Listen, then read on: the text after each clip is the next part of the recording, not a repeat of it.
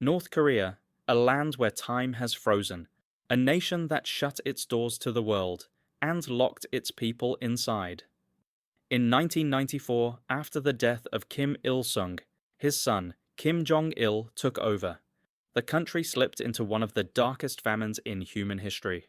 Millions died, but that wasn't the worst part. In North Korea, Kim Jong Il declared himself a god.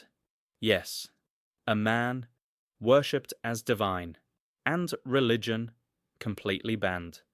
Christianity, Islam, Buddhism, any belief system that dared compete with the supreme leader's image, was crushed. There's no room for God in a country where man demands your prayers.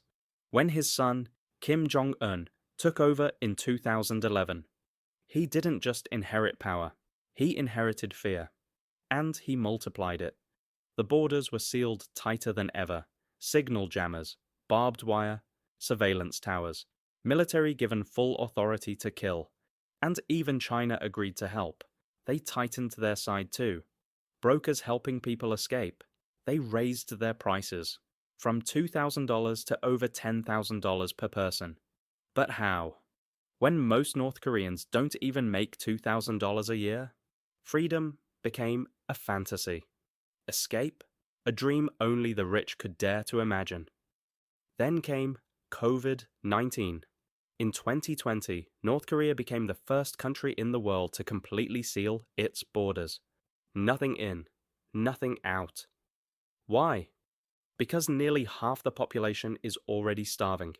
If the virus entered, it would have been a death sentence for millions. So they chose isolation. Total, brutal isolation. Military patrols were ordered. Shoot to kill. Anyone seen crossing the border was to be eliminated on sight. Speak to a relative in South Korea, you die. Executions aren't done in secret.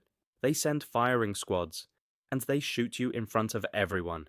A lesson, a warning, a threat.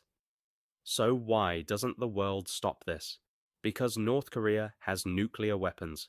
Weapons passed down decades ago by the Soviet Union, now used to hold the world hostage. Even the United States, the global superpower, can only watch, can only impose sanctions. Sanctions don't free the people. Sanctions don't stop the bullets. Imagine living in a prison, where you're not allowed to pray, where your God is your dictator, where the walls are fear, and the only escape is death. This is North Korea. This is the silence we must break. Share their story. Be their voice.